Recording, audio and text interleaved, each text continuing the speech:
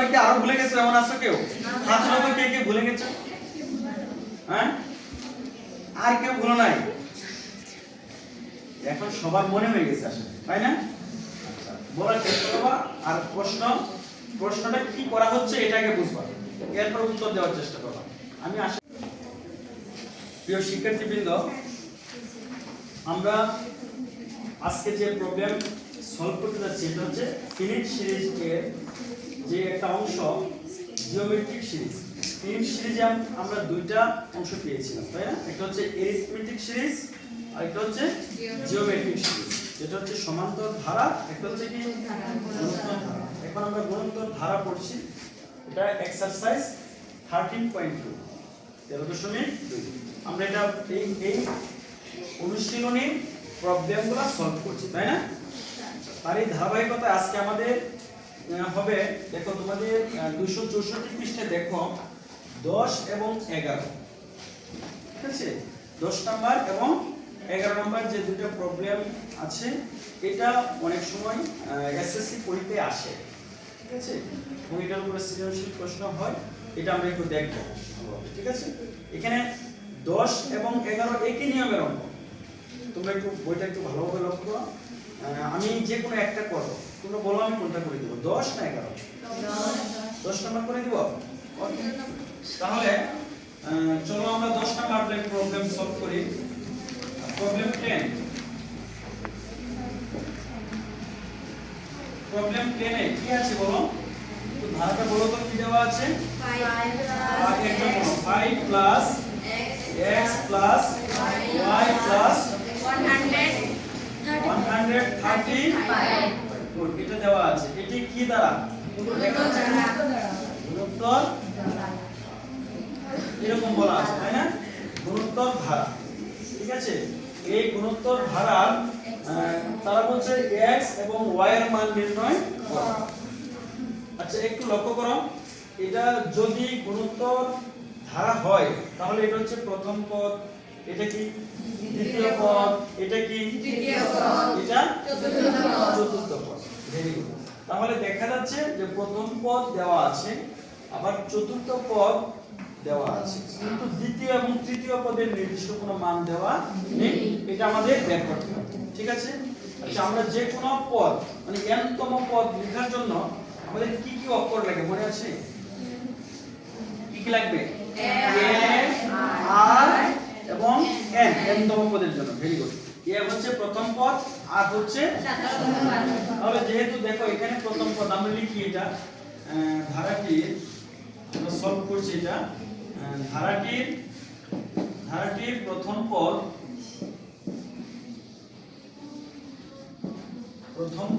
a equal to কত? 5 দেওয়া আছে, তাই না? a ইকুয়াল টু 5 দেওয়া আছে।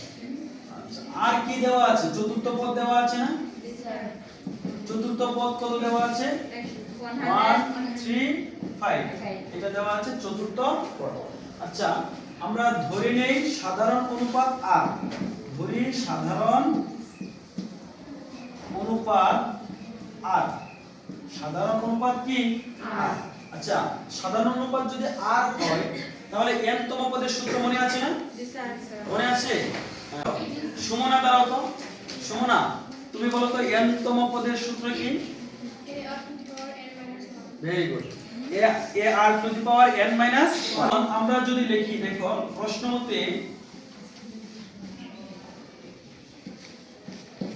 মতে এটা কি পদ দেওয়া আছে? এটা চতুর্থ পদ। এই যে এখানে কি দেওয়া আছে? এটা চতুর্থ পদ দেওয়া আছে। তাহলে চতুর্থ পদের সূত্রটা কি হবে? a r টু দি পাওয়ার কি হবে বলো? 4 মাইনাস 1। আবার চতুর্থ পদের মান কত? 135। বুঝছো কিনা বলো? বুঝছো এটা? আমরা যেহেতু চতুর্থ পদ দেওয়া ছিল, চতুর্থ পদের সাহায্যে আমরা একটা কি করলাম? সমীকরণ গঠন করলাম, ঠিক আছে? এবার এই সমীকরণে দেখো a এর মান কিন্তু দেওয়া আছে, কিন্তু r এর মান দেওয়া নেই। ওই যে r এর মান ধরে নিলাম সাধারণ অনুপাত r। আমাদের এই সমীকরণ সমাধান করে r এর মান বের করতে হবে। কার মান বের করতে হবে? r এর মান। তাহলে আমরা কিভাবে করতে পারি? লিখি, বা কত 5, এর মান কত 5, আর এটা কি হবে r কিউব ইকুয়াল টু 135, বা তাহলে r কিউব ইকুয়াল টু আর রেখে দিলে 5 কোথায় যাবে নিচে যাবে, 135 ডিভাইডেড বাই কত হবে 5, 5 দিয়ে ভাগ করলে কত পাই দেখো তো, ক্যালকুলেটর ব্যবহার করো, ক্যালকুলেটর ব্যবহার করে দেখো কত পাওয়া যায় 27। আচ্ছা আমরা এই পাশে করি, বা r কিউব ইকুয়াল টু, যেহেতু এখানে 27 আসছে তাহলে এটাকে আমরা লিখতে পারি 3 কিউব লিখতে পারি কি দেখো তো 3 কিউব, অর্থাৎ আমরা ওই যে সূচকীয় নিয়মে পাওয়ার মিলাইলাম, বুঝতে পারছো 3 কিউবের 27 হয় না 27। এবার কি বাদ যাবে বেস বাদ যাবে না পাওয়ার বাদ যাবে, পাওয়ার মিল আছে, তাহলে সুতরাং r ইকুয়াল টু আমরা কত লিখব 3, এই যে আমরা r এর মান পেয়ে গেলাম, দেখো এখানে r এর মান আমরা পেয়ে গেলাম 3 এবং a এর মান কত দেওয়া ছিল 5। একটা কথা মনে রাখবা, আমরা কতদিন কিন্তু এরকম অঙ্ক করেছি, a এবং r এর মান যদি জানা থাকে তাহলে আমরা যে কোনো তম পদ বের করতে পারবো, যদি 10 তম পদ বলে পারবো না, 10 তম পদ এই তোমরা 8 নম্বর অঙ্কটা যে করছিলাম, পরে 5 তম পদ বের করতে পারবে না। আচ্ছা এখন লক্ষ্য করো এই ধারার মধ্যে x কততম পদ দ্বিতীয়, y তৃতীয়, তাহলে আমাদের মেইন উদ্দেশ্য হচ্ছে দ্বিতীয় পদ বের করা আর কি তৃতীয় পদ, ক্লিয়ার বিষয়টা। তাহলে আমরা লিখি এখানে আমরা করি যে সুতরাং ধারাটির, দেখো সুতরাং ধারাটির এখন আমরা লিখব দ্বিতীয় পদ,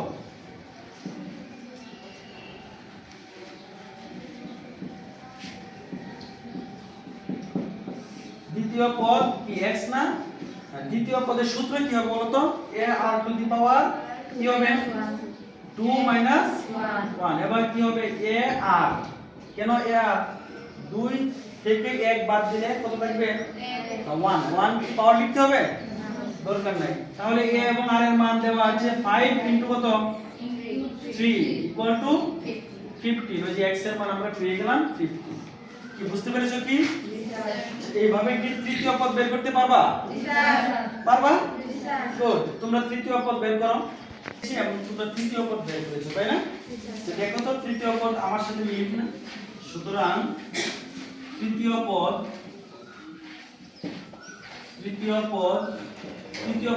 y না, y ইকুয়াল টু সূত্র কি হবে a r টু দি পাওয়ার কি 3 মাইনাস 1, 3 মাইনাস 1 এর মানে হচ্ছে a r স্কয়ার, তাহলে আমরা a এর মান বসাই, a এর মান 5 ইনটু r এর মান 3 স্কয়ার, তাহলে এখানে 3 3 এর 9 5 9 45, এই হচ্ছে তৃতীয় পদ। তাহলে x এর মান আমরা পেয়ে গেলাম 15 আর y এর মান পেলাম 45। এখন আমরা লিখব সুতরাং লাস্ট লিখে দিব, তারা এটাই চেয়েছে যে মান নির্ণয় করো, সুতরাং নির্ণেয় মান x ইকুয়াল টু কত 15, y ইকুয়াল টু 45, এই হচ্ছে आंसर। বুঝছো কিনা বলো, এই অঙ্কটা কি বুঝতে পেরেছো? জি স্যার। এখানে বুঝতে কোনো প্রবলেম আছে না স্যার? সবাই বুঝছো? জি স্যার। Thank you. এবার তোমাদের কাজ হচ্ছে 11 নাম্বার অঙ্কটা, 11 নাম্বারটা তোমরা নিজেরা এখন করো, ঠিক আছে? সেম অঙ্ক না? জি স্যার। 11 নাম্বারটা তোমরা নিজেরা